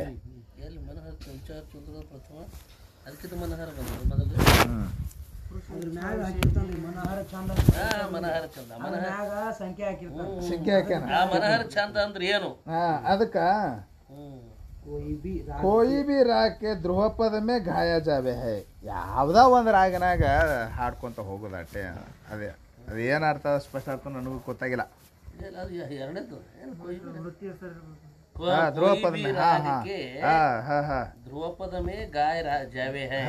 ಯಾವ್ದೋ ಒಂದು ಛಂದಸ್ಸಿನಲ್ಲಿ ಹಾಡ್ಕೊಂತ ಹೋಗೋದು, ಇದಕ್ಕೆ ಮನಹರ ಚಂದ ಅಂತಾರ.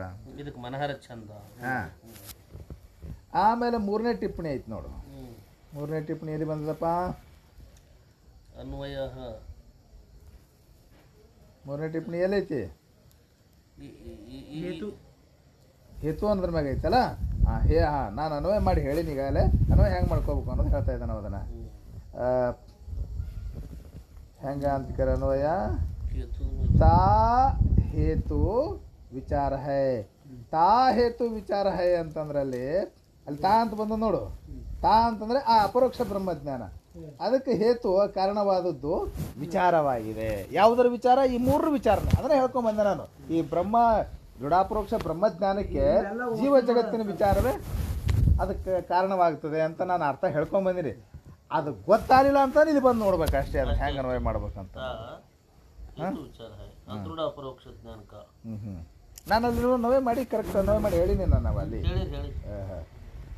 ಇವರ ಹೇಳ್ಕೊಂಬಂದೇವು ನಾವು ಪುರುಷಾರ್ಥ ಅಂತಂದಾಗ ಏನೇನು ಎಂತು ಅಂತ ಅನ್ನೋದನ್ನು ಎಲ್ಲ ಹೇಳ್ಕೊಂಬಂದು ಹಾಂ ಶಾನವು ಅಂತಂದ್ರೆ ಹಿಂಗೆ ನಿಶ್ಚಯ ಮಾಡೋದಂತ ನಾನು ಆಗಲೇ ಅರ್ಥ ಹೇಳ್ಕೊಂಬಂದಿದ್ದೇನೆ.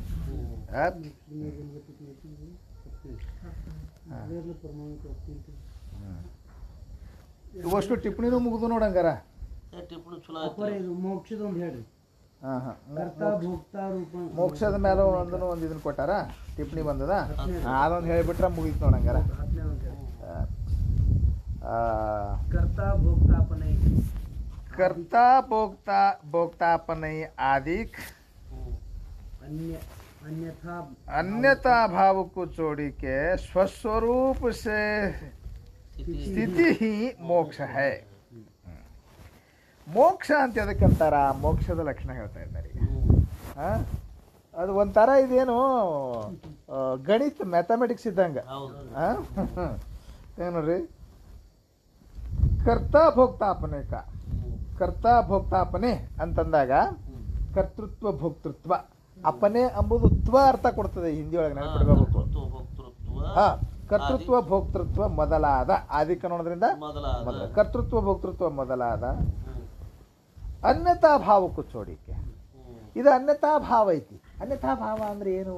ಅನ್ಯತಾ ಭಾವ ಅಂತಂದ್ರೆ ನಾ ಕರ್ತ ನಾ ಭೋಕ್ತಾ ಅನ್ನೋದು ಸ್ವಭಾವ ಅಲ್ಲ, ಅನ್ಯತಾ ಭಾವ ಐತಿ. ನಾ ಕರ್ತ ನಾ ಭೋಕ್ತಾ ಅನ್ನೋದು ಸರಿನಾ? ಇದು ನಾ ಅಕರ್ತ ಅಭೋಕ್ತ ಅನ್ನೋದು ಸರಿ, ಸ್ವಭಾವ ಇದು. ನಿನ್ನ ಸ್ವಭಾವ, ನಿನ್ನ ಇರುವಿಕೆ. ಸ್ವಭಾವ ಅಂದ್ರೆ ಇರುವಿಕೆ. ಈಗ ನೋಡು, ನಾ ಕರ್ತ ನಾ ಭೋಕ್ತಾ ಅನ್ನೋದು ಇದು ಅನ್ಯಥಾ ಭಾವ ಐತಿ. ಅದು ಸ್ವಭಾವ ಅಲ್ಲ, ಅನ್ಯಥಾ ಭಾವ. ಎದ್ರದ್ದು ತಂದು ನಿನ್ನ ಮೇಲೆ ಹಾಕೊಳಕತ್ತೀವಿ. ಈ ಅನ್ಯಥಾ ಭಾವ ಏನೈತಲ್ಲ, ಇದು ಅನ್ಯಥಾ ಭಾವಕ್ಕೂ ಈ ಅನ್ಯಥಾ ಭಾವನು ಚೋಡಿಕೆ. ಚೋಡಿಕೆ ಅಂದ್ರೆ ನಾ ಕರ್ತಾಲ ನಾ ಭೋಗ್ತಾ ಅಲ್ಲ ಅಂತ ತಿಳ್ಕೊಳ್ಳೋದು. ಬಿಟ್ಟಿಕೆ. ಸ್ವಸ್ವರೂಪಸ್ಥೆ ಸ್ಥಿತಿ ಮೋಕ್ಷ. ತನ್ನ ಸ್ವರೂಪದಲ್ಲಿ ಇರುವುದೇ ಮಗ. ನಾ ಕರ್ತಾ ನಾ ಭೋಗ್ತಾ ಅಲ್ಲ ಅಂತ ಅಂದ್ರೆ ಸಾಕು, ಇವ ತನ್ನ ಸ್ವರೂಪದಾಗ ಉಳ್ದಾನಂತ ಮೋಕ್ಷವಾಗಿದೆ.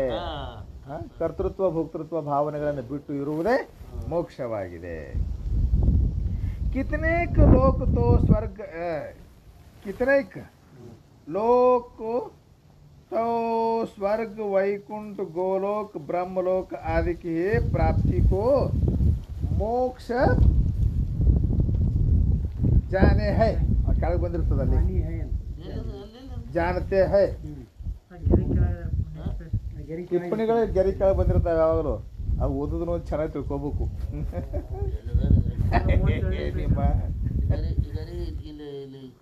कितने के लोक तो स्वर्ग वैकुंठ गोलोक ब्रह्मलोक आदि की प्राप्ति को मोक्ष. ಕೆಳಗಿನ ಗೆರಿ ಐತಿ ನೋಡಲ್ಲಿ. ಅದೇ ಪೇಜಿನ ಕೆಳಗೆ ಹೊಳ್ಳಿ ಟಿಪ್ಪಣಿ ಬರ್ದಾರ, ಕೆಳಗೆ ಕೆಳಗೆ ಬರ್ದಾರ. ನೋಡ್ಬೇಕು ಮತ್ತೆ ಕಂಟಿನ್ಯೂ ಬರ್ದಾರ. ಪೇಪರ್ ಇನ್ನ ಈಗಿದ್ದಿದ್ದು ಎಲ್ಲಿತ್ರದು? ಎಲ್ಲೇ ಮ್ಯಾಗಿನ ಪೇಜಿಗೆ ಅದ. 36ನೇ ಪೇಜ್ ಇಲ್ಲ ಅದ ಅನ್ನೋದು. ಜೂಮ್ ಮಾಡಬೇಡ, ಜೂಮ್ ಕಮ್ ಮಾಡಿ ಗೊತ್ತಾಗ್ತದೆ. ಇದು ಮೋಕ್ಷ. Correct correct. ಈಗ ಇಲ್ಲಿ ಬಂದ್ರೆ मोक्ष जानते हैं सो वेद से विरुद्ध है. ऊपर कया मोक्ष का स्वरूप ವೇದಾನುಸಾರಿ है. ಇಲ್ಲಿ ಏನು ಹೇಳಿದ್ರೆ ಆ ಮೋಕ್ಷದ ಲಕ್ಷಣ ಮಾಡಿದ್ರೆ ಅವರು ಕರ್ತೃತ್ವ ಭೋಕ್ತೃತ್ವ ಭಾವನೆಗಳನ್ನು ಬಿಟ್ಟು ತನ್ನ ಸ್ವಸ್ವರೂಪ ಸ್ಥಿತಿಯಲ್ಲಿರುವುದೇ ಮೋಕ್ಷವಾಗಿದೆ. ಆದರೆ ಕೆಲವರು ಏನಪ್ಪ ಅಂತ ಕೇಳಿದ್ರೆ ಬ್ರಹ್ಮಲೋಕ ವೈಕುಂಠ ಲೋಕ ಮೊದಲಾದ ಲೋಕಗಳಿಗೆ ಹೋಗುವುದಕ್ಕೆ, ಆ ಲೋಕಗಳ ಪ್ರಾಪ್ತಿಗೆ ಮೋಕ್ಷ ಅಂದರೆ ಅದು ವೇದಾನುಸಾರಿ ಅಲ್ಲ. ವೇದ ಅದಕ್ಕೆ ಮೋಕ್ಷ ಅಂತ ಹೇಳೇ ಇಲ್ಲ. ಇವೆಲ್ಲ ಮೋಕ್ಷ ಅದು ವೇದ ವಿರುದ್ಧವಾಗಿದೆ. ನಮ್ಮದು ವೇದಾನುಸಾರಿ, ವೇದ ಒಪ್ಕೊಂಡಿರ್ತಕ್ಕಂಥ, ವೇದಾಂತ ಒಪ್ಕೊಂಡಿರ್ತಕ್ಕಂಥ ಮೋಕ್ಷ ಅದೇ ಅಂತ ಕರ್ತೃತ್ವ ಭೋಕ್ತೃತ್ವ ಭಾವನೆಗಳನ್ನು ಬಿಟ್ಟು ತನ್ನ ಸ್ವಸ್ವರೂಪ ಸ್ಥಿತಿಯಲ್ಲಿರುವುದೇ ಮೋಕ್ಷವಾಗಿದೆ. ಈ ವೈಕುಂಠ ಪ್ರಾಪ್ತಿ ಇವೇನು ಕೆಲವ್ರು ಹೇಳ್ತಾರೆ ನೋಡ್ರಿ, ಅವೆಲ್ಲ ವೇದ ವಿರುದ್ಧವಾಗಿರ್ತಕ್ಕಂಥ ಮೋಕ್ಷಗಳು. ಕರ್ಮಕ್ಕಾಗಿ ಅವ್ರು ಹೇಳಿದ್ದು ಸತ್ಕರ್ಮದಲ್ಲಿ ಪ್ರವೃತ್ತಿ ಮಾಡೋ ಸಲುವಾಗಿ ಹೇಳಿದಂಥವುಗಳು. ಆ ಶಬ್ದಶಃ ಅರ್ಥ ಆಗ್ತಾವ, ಶಬ್ದಶಃ ಅರ್ಥ ಓದಿ ಹೇಳ್ಬೇಕು ಇನ್ನೊಮ್ಮೆ. ಅರ್ಥ ಆಯ್ತಾ? ಆಯ್ತು, ಸಾಕಲ್ಲ. ಈಗ ಎಷ್ಟು 1 ತಾಸು ಮ್ಯಾಲ ಹೋಯ್ತಿದ್ದು. ಅಯ್ಯೋ ಬೇಯಪ್ಪ, ಸುಗಲ್ದಕ್ರಿ ಇದು ಪೂರ್ಣ ಒಂದರ ಅದು ಕರೆಕ್ಟಾಗಿ ನಮ್ಗೆ ಇದು ಆಗಲಿಲ್ಲ ಅಂದ್ರೂ ಅದನ್ನು ಪುನಃ ನೋಡ್ಕೊಳ್ಳೋದ್ರಿಂದ ಸ್ವಲ್ಪ ಇದು ಆದಂಗೆ. ಅನುಕೂಲ ಆಗ್ತದೆ. ಟಿಪ್ಪಣಿ ಪಪ್ಪಣಿ ಕೂಡ ಅವಾಗ ಕೇಳಿದ್ದಕ್ಕೆ ಈಗ ಕೇಳಿದ್ದಕ್ಕೆ ಭಾಳ ವ್ಯತ್ಯಾಸ ಅನಿಸ್ತದೆ. ಈಗ ಕೆಲವೊಂದಿಷ್ಟು ಹೊಸ ಹೊಸ ಶಬ್ದಗಳಿಗೆ ಅರ್ಥ ಉಪೋದ್ಘಾತ ಅಂತ ಎದಕ್ಕಂದ್ರಪ್ಪ? ಒಂದು ಅರ್ಥ ಹೇಳೋದನ್ನ ಮನಸ್ಸಲ್ಲಿ ಇಟ್ಕೊಂಡು ಅದಕ್ಕೆ ಸಂಬಂಧಪಟ್ಟ ಎಲ್ಲ ವಿಚಾರಗಳನ್ನ ಹೇಳ್ಕೊಂಡು ಬಂದು ಕೊನೆಗೆ ಹೇಳೋದು. ಹಾಂ ಹೇಳ್ಬೇಕಾದ್ರೆ ಮನುಷ್ಯ ಇಟ್ಕೊಂಡು ಅದಕ್ಕೆ ಸಂಬಂಧಿಯಾದ ವಿಚಾರಗಳನ್ನ ಹೇಳ್ಕೊಂತ ಹೋಗ್ಬೋದು. ಸಂಬಂಧಿಯಾದ ವಿಚಾರಗಳನ್ನು ಹಾಂ, ಅದು ಉದಾಹರಣೆ ಆಯಿತು. ಇಲ್ಲಿ ದೃಷ್ಟಾಂತ ಆಯ್ತು. ಇದು ದೃಷ್ಟಾಂತ ಮಜಿ ಕತೆ ಹೇಳಿದ್ರಿ, ಇದು ಕತೆ ಹೇಳಿಲ್ರಿ ನಾವು, ಬರೀ ಅದು ಡೆಫಿನೇಷನ್ ಹೇಳಿದ್ರೆ ಕತೆ ಏನು ಹೇಳ್ತೀರಿ? ಮಜ್ಜಿಗೆ ಕತೆ. ಮಜ್ಜಿಗೆ ಕತೆ ಹಾಂ, ಅಲ್ಲಿ ಅವ ಕೇಳಬೇಕಾದದ್ದು ಮಜ್ಜಿಗೆ, ಅದಕ್ಕೆ ಸಂಬಂಧಿ ಆದಂಥ ಹಾಲು ಹಿಡೋದಾಗಲಿ ಹೆಪ್ಪ ಹಾಕೋದಾಗಲಿ ಎಲ್ಲ ಹೇಳಕತ್ತೆ. ಇಲ್ಲಿ ಇಲ್ಲಿ ಇವ್ರು ಹೇಳಬೇಕಾದದ್ದು ಏನು ಮನುಷ್ಯನಿಗೆ ಇಟ್ಕೊಂಡು ಇಲ್ಲಿ ಪ್ರತಿಪಾದನೆ ಮಾಡೋದು ವಿಚಾರವನ್ನು ಕುರಿತು ಮಾಡಬೇಕಾಗ್ಯದ್ರಿ. ಹಾಂ, ವಿಚಾರವನ್ನು ನೇರವಾಗಿ ಹೇಳದೆ ವಿಚಾರದ ತತ್ಸಂಬಂಧಿಯಾಗಿರುವಂಥ ಮೋಕ್ಷ ಇತ್ಯಾದಿ ವಿಚಾರವನ್ನು ಪ್ರತಿಪಾದಿಸ್ತಾರೆ. ಹಾಂ, ಪುರುಷಾರ್ಥ ಅಂತ ಹೇಳ್ಕಂದಾರ. ಪುರುಷಾರ್ಥ ಅಂದ್ರೆ ಚತುರ್ವಿಧ ಪುರುಷಾರ್ಥಗಳು. ಅದ್ರಿ ಪಾಂಗಲ್ ಪುರುಷನಿಂದ ಬಯಸಲ್ಪಡ್ತಕ್ಕಂಥ ಸರ್ವ ಪುರುಷರು ಅಂತ ಬರೇ ಪುರುಷನಿಂದ ಸರ್ವ ಪುರುಷರ ಇಚ್ಛೆಗೆ ಯಾವ ಯೋಗ್ಯವಾದದ್ದು ಪುರುಷಾರ್ಥ. ಸರ್ವ ಪುರುಷರ ಇಚ್ಛೆಗೆ ವಿಷಯವಾದದ್ದು ಪುರುಷಾರ್ಥ. ಓಕೆ, ಇಲ್ಲಿ ಪುರುಷಾರ್ಥಗಳು 4 ಅದಾವ. ಇಲ್ಲಿ ಅವರು ಆ 4ರೊಳಗೆ ಯಾವುದನ್ನು ಸ್ವೀಕಾರ ಮಾಡ್ಯಾರ? ಮೋಕ್ಷವನ್ನು. ಮುಖ್ಯ ಪುರುಷಾರ್ಥವಾಗಿ ಮೋಕ್ಷವನ್ನ ಅವು ಗೌಣ 3 ಅವಶ್ಯ ಹೇಳ್ಬೇಕಲ್ಲ ನೀವು. ಧರ್ಮ ಅರ್ಥ ಕಾಮ 3 ಗೌಣವಾಗಿ ಇಟ್ಟುಕೊಂಡು ಮೋಕ್ಷವನ್ನ ಮುಖ್ಯ ಪುರುಷಾರ್ಥವಾಗಿ ಇಟ್ಕೊಂಡು ಪ್ರತಿಪಾದನೆ ಮಾಡ್ತಾ ಇದ್ದಾರೆ. ಓಕೆ, ಅಂದ್ರೆ ಮೋಕ್ಷಕ್ಕನ ಇದು ಮುಖ್ಯ ಪುರುಷಾರ್ಥ. ಈ ಪುರುಷಾರ್ಥ ಅಂತ ಹೇಳಿದ್ರೆ ಮೋಕ್ಷ ರೂಪ ಪುರುಷಾರ್ಥ, ಇದ್ರ ಸ್ವರೂಪ ಹೆಂಗೈತಿ? ಯಾವ ರೂಪವಾಗಿದೆ ಅದು? ಪರಮಾನಂದ ಪ್ರಾಪ್ತಿ ಹಾಂ, ರೂಪವಾಗಿರ್ತಕ್ಕಂಥ ಮೋಕ್ಷ ಸ್ವರೂಪ. ಈ ಪುರುಷಾರ್ಥ, ಈ ಮೋಕ್ಷ ರೂಪ ಈ ಪುರುಷಾರ್ಥ ಐತಲ್ಲ, ಇದರ ಸ್ವರೂಪ ಹೆಂಗೈತಿ? ಇದ್ರ ಲಕ್ಷಣ ಏನು ಅಂತ ಕೇಳಂಗೆ. ಅದು ಯಾವ ರೂಪವಾಗಿದೆ ಅಂದರೆ ಅದಕ್ಕೆ ಏನು ಹೇಳಿದ್ದಾರೆ?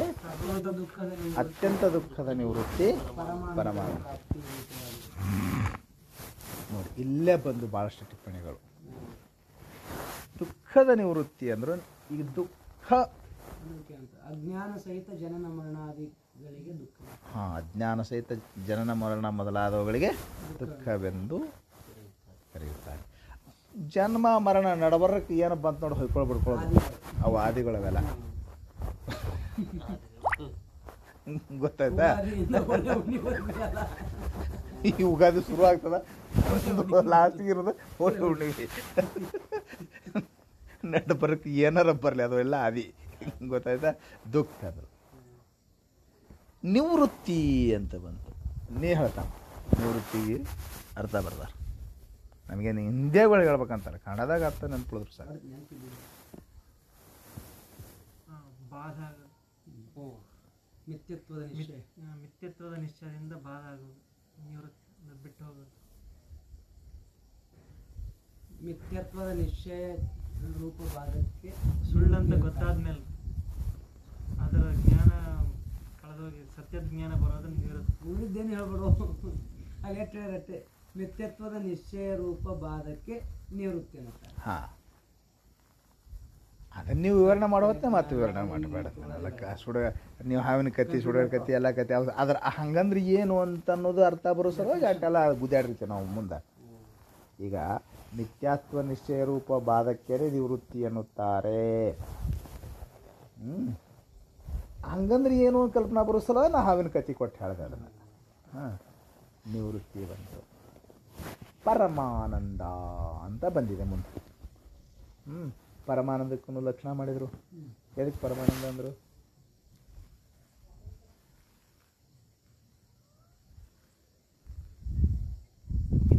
ಎಷ್ಟು ವರ್ಷ ಆಯ್ತು ನಾ ಹೇಳಿ? ಅಂದ್ರೆ ಯಾರು ಹೇಳ್ಬೇಕನ್ನೋದು ಹಿಂಗ ನೀವು ಹೇಳ್ತೀನಿ ಅಂದ್ರೆ ಇವ್ರು ಹೇಳಿ. ಅದಕ್ಕೆ ಕನ್ಫ್ಯೂಸ್ ಆಗಪ್ಪ.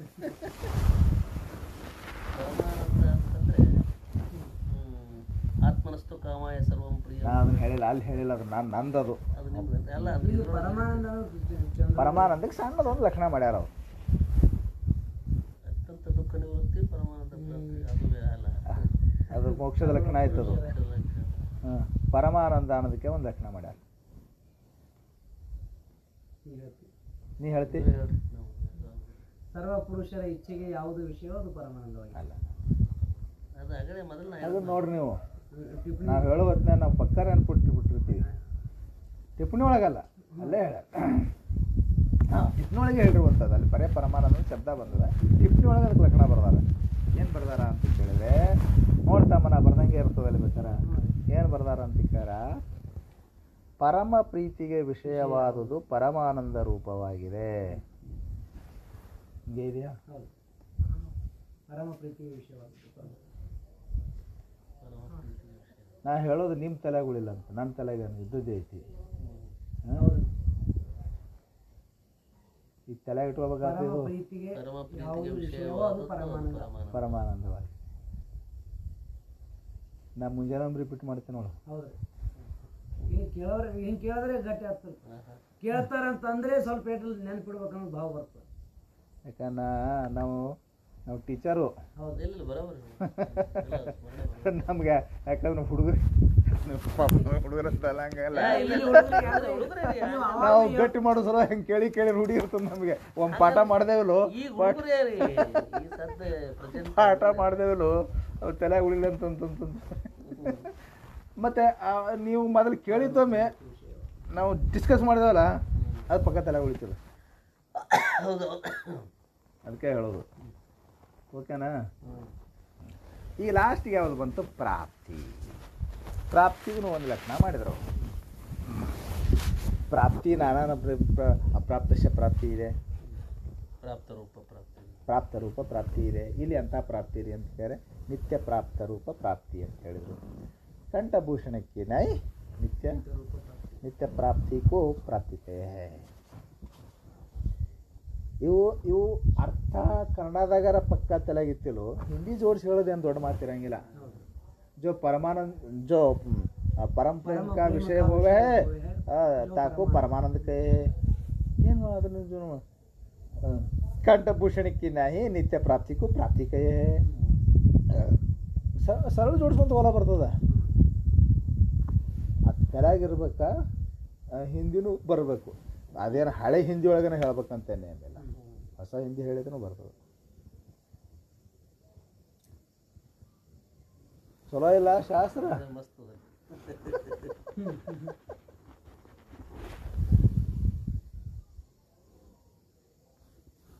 ತಮ್ಮ ನಡಿ, ನೀರು ಹಾಕಿ ನಡಿ. ಓಂ ಪೂರ್ಣಮದಃ ಪೂರ್ಣಮಿದಂ ಪೂರ್ಣಾತ್ ಪೂರ್ಣಮುದಚ್ಯತೆ ಪೂರ್ಣಸ್ಯ ಪೂರ್ಣಮಾದಾಯ ಪೂರ್ಣಮೇವಾವಶಿಷ್ಯತೆ. ಓಂ ಶಾಂತಿ ಶಾಂತಿ ಶಾಂತಿ.